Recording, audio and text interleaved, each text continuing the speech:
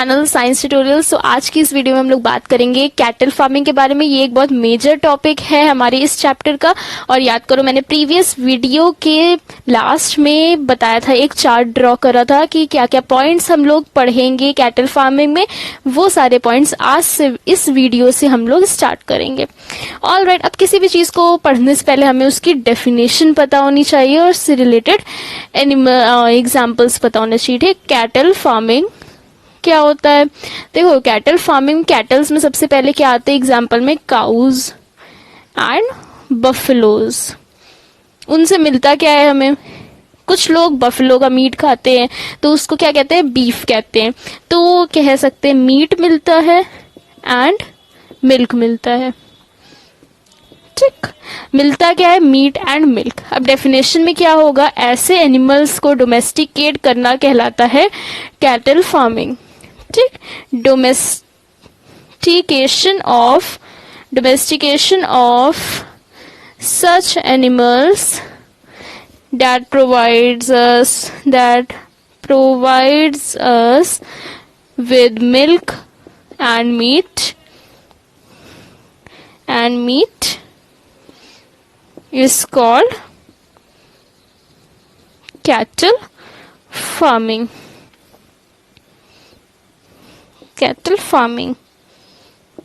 Got it? Very simple definition. हम लोग ने बहुत पहले, बहुत बचपन में भी बहुत सारी क्लासेस में पढ़ी हुई है ये डेफिनेशन। जियोग्राफी में बहुत इजी डेफिनेशन है। ऑलराइट, तो अब बात करते हैं कि कैटल फार्मिंग के इम्पोर्टेंस के बारे में। यहाँ से स्टार्ट होता है उस चार्ट का पार्ट जो लास्ट वीडियो में मैंने ड्रॉ करा था। क्योंकि उस चार्ट के थ्रू जाएंगे ना तो बहुत इजीली समझ में आ जाएंगे टॉपिक्स एंड कुछ भी बहुत ओवर नहीं लगेगा, इजीली समझ में आ जाएगा। ठीक है, अब इम्पोर्टेंस की बात करते हैं। यहाँ पे इम्पोर्टेंस की, तो सबसे पहली चीज क्या है? कुछ पॉइंट्स इसमें होंगे, 4 to 5 पॉइंट्स होंगे। सबसे पहला पॉइंट क्या है? हमें क्या मिलता है? मिल्क मिलता है, मीट मिलता है। बुलॉक कार्ट्स जो होती हैं वो गुड्स कैरी करती हैं। गुड्स ट्रांसपोर्टेशन, ठीक, एंड लेबर के काम आती है। Ploughing, better I must write कि प्लफिंग वगैरह के काम आती है एग्रीकल्चर एक्टिविटीज में। प्लफिंग के काम आती है एग्रीकल्चरल एक्टिविटीज में। ठीक है, मीट का कैसे? अभी मैंने बताया बीफ के फॉर्म में यूज होता है। Beef is called buffalo meet. Buffalo का जो फ्लैश होता है उसको कहते हैं हम लोग बीफ। ठीक, बहुत लोग बीफ खाते हैं। यहाँ पे इंपॉर्टेंस का पार्ट जल्दी से फिनिश हो गया है। अब हम लोग क्या पढ़ेंगे? Types of breeds. उससे पहले एक चीज मैं बहुत छोटी सी चीज बता देती हूँ कि जो काऊ होता है और जो बफेलोज होते हैं इनके साइंटिफिक नेम बता देती हूँ कि आप एग्जाम्पल में लिख सकते हैं। कैटल फार्मिंग अगर पूछा जाए तो एग्जाम्पल में काउज एंड बफेलोज लिखेंगे, नीचे आप साइंटिफिक नेम लिख देंगे। क्यों? क्योंकि आपका आंसर यूनिक बनाएगा। साइंटिफिक नेम्स लिखेंगे, टीचर्स देखते ही एग्जामिनर अट्रैक्ट होकर के मार्क्स वहां पे दे देते हैं। ठीक, साइंटिफिक नेम ऑफ काऊ का एंड बफलोज का। काऊ को कहते हैं Bos indicus and buffaloes are called Bos bubalus. ठीक, अब बात करते हैं हम लोग टाइप्स ऑफ ब्रीड्स की।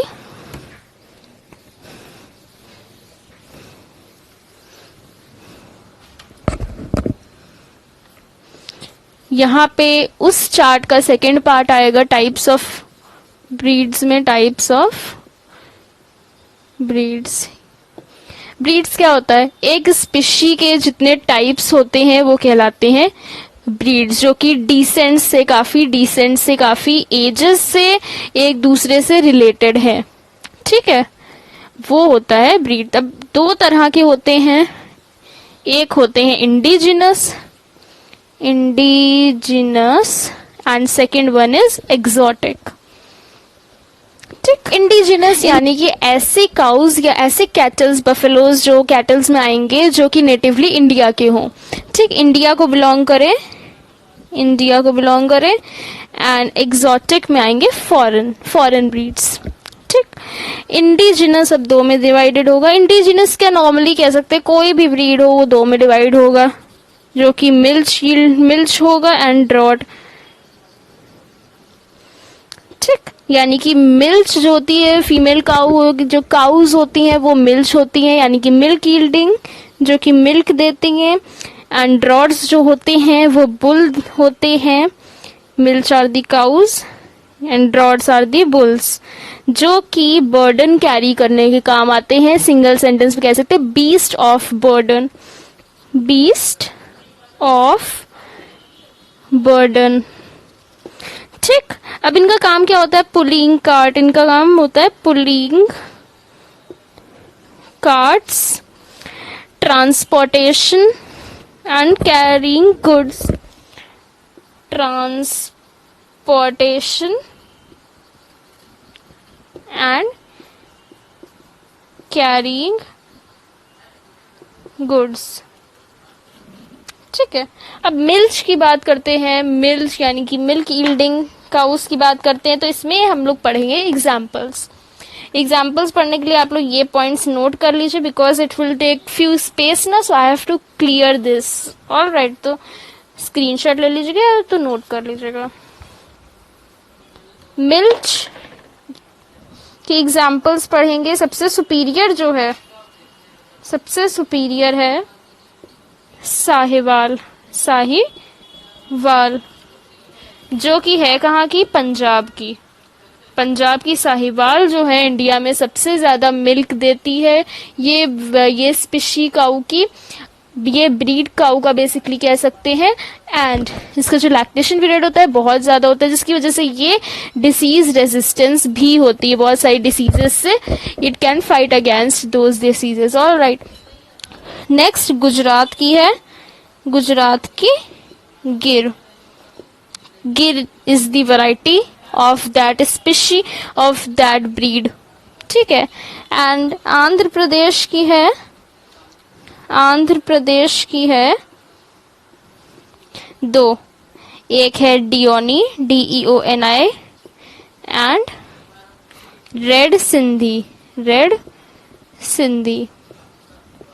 ठीक, दिस वन इज सुपीरियर, जिनमें सबसे सुपीरियर पूरे इंडिया में यही है। Got it.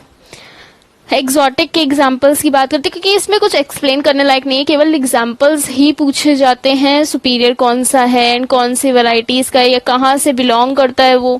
ठीक है, अब एग्जॉटिक की बात करते हैं। एग्जॉटिक में अब इसको थोड़ा सा हम इरेज कर देते हैं सो दैट स्पेस मिल जाए उधर लिखने की। स्विट्जरलैंड की ब्राउन स्विज,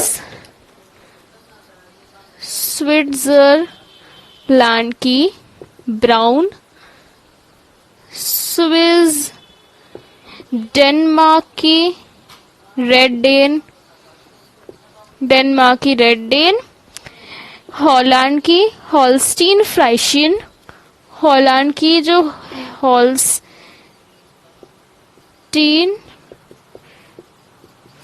फ्राइशियन है, ये जो है ये हॉलस्टीन फ्राइशियन हॉलैंड की, ये पूरे वर्ल्ड में सबसे सुपीरियर है। ठीक, क्योंकि ये सबसे ज्यादा मिल्क यील्ड करती है पूरे वर्ल्ड में, ऑल ओवर दी वर्ल्ड जब बात करी जाए तो हॉलैंड की हॉलस्टीन फ्राइशियन आएगी। इंग्लैंड की फिर उसके बाद एग्जांपल्स होंगे कि नॉर्मल है ये, बाकी नॉर्मल है। इंग्लैंड की जर्सी। ठीक है, स्कॉटलैंड की आयरशायर, स्कॉटलैंड की AYRESHIRE, आयरशायर। ठीक, ये हो गए हमारे एग्जाम्पल्स। एग्जॉटिक के हो गए, इंडिजिनस के मैंने बता दिए। अब बात करते हैं हम लोग नेक्स्ट टॉपिक की। ठीक, नेक्स्ट टॉपिक की बात करते हैं, जो कि क्या है हमारा, क्या फूड दिया जाता है कैटल्स को, फीडिंग ऑफ कैटल्स है नेक्स्ट टॉपिक। फीडिंग इसकी अब बात करते हैं तो इन्हें दो तरह का फूड दिया जाता है, एक होता है रफेज एंड दूसरा कॉन्सेंट्रेट। रफेज में क्या होता है, फाइबर्स आते हैं, रफेज में फाइबर्स आते हैं, लेकिन जो रफेज होता है उसमें न्यूट्रिएंट्स बहुत कम होते हैं, लेस या लो न्यूट्रिएंट्स। और इसकी एग्जाम्पल क्या होगा, इसका एग्जाम्पल होगा लेग्यूम्स। ठीक, अब बात करते हैं कॉन्सेंट्रेट की। जो कॉन्सेंट्रेट होता है ये होता है mixture of serials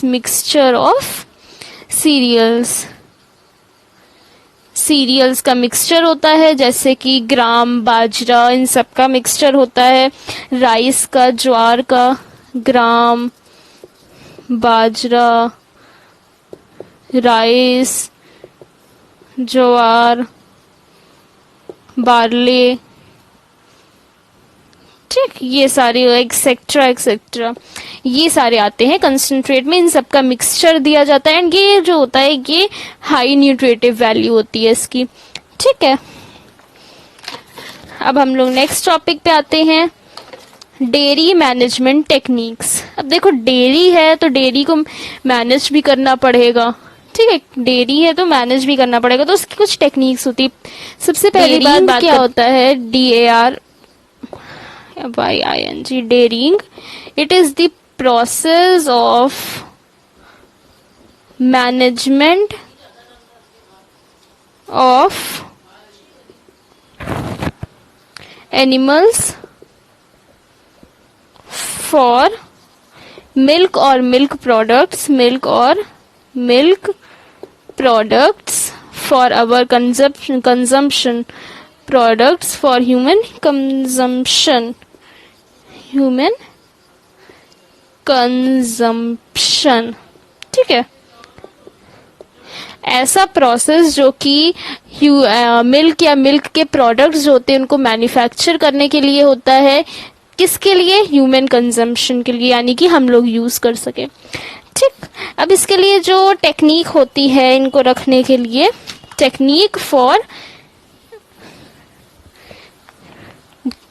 management of dairying management technique कह सकते हैं,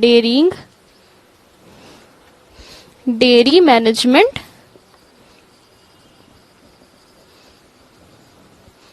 टेक्निक। तो एनिमल्स को रखना, उनको पालना, उनका ध्यान रखना, किस लिए, उनके मिल्क और उनके मिल्क के प्रोडक्ट्स के लिए कहलाता है डेयरिंग। उसके लिए एनिमल्स को डोमेस्टिकेट करा जाता है। डोमेस्टिकेशन में हमने याद करो लास्ट वीडियो में पढ़ा था कि क्या क्या चीजें होती, एलिमेंट्स में याद करो पढ़ा था कि क्या क्या चीजें होती हैं डेयरिंग के लिए, उनको डोमेस्टिकेट करने के लिए। ठीक, तो सबसे पहला उनका शेल्टर जो हो वो पूरा क्लीन शेल्टर हो, स्पेशियस हो। ठीक, क्लीन शेल्टर, स्पेशियस, एरी होना चाहिए, बैलेंस्ड डाइट होनी चाहिए, बैलेंस्ड डाइट देनी चाहिए। ठीक, ब्रशिंग होनी चाहिए उनकी, ताकि जो उनकी बॉडी में जो स्किन है वो डैमेज ना हो। ब्रशिंग के थ्रू जो उनके पोर्स होते हैं वो ओपन हो जाते हैं एंड जो हेयर लॉस होता है, जो एक्स्ट्रा हेयर्स जो लॉस हो रहे होते हैं, टूटे होते हैं, अलग हुए होते हैं, वो हेयर्स ताकि रिमूव हो जाए, या डर्ट जो है उनकी बॉडी में वो भी रिमूव हो जाए, इसलिए ब्रशिंग होनी चाहिए उनकी बॉडी की। ठीक है, एंड क्लीन ड्रिंकिंग वाटर होना चाहिए, प्रॉपर वैक्सीनेशंस होने चाहिए, time to time regular checkups होने चाहिए, रेगुलर चेकअप्स प्रोवाइड करने चाहिए। ठीक है, तो ये सारे डेयरी मैनेजमेंट टेक्निक होती है, डेयरी फार्म मैनेजमेंट टेक्निक जिसे कह सकते हैं, डेयरी फार्म मैनेजमेंट टेक्निक के बारे में। अब इसके बाद जो टॉपिक है वो है एनिमल ब्रीडिंग, वो मैं बताऊंगी नेक्स्ट टर्न पे, क्योंकि आज की इस वीडियो में इतने टॉपिक्स बहुत सफिशिएंट है।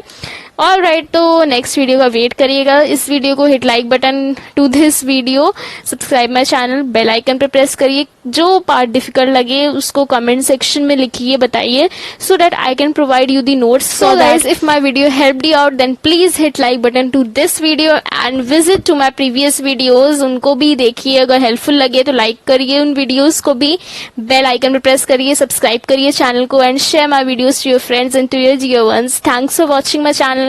Bye bye.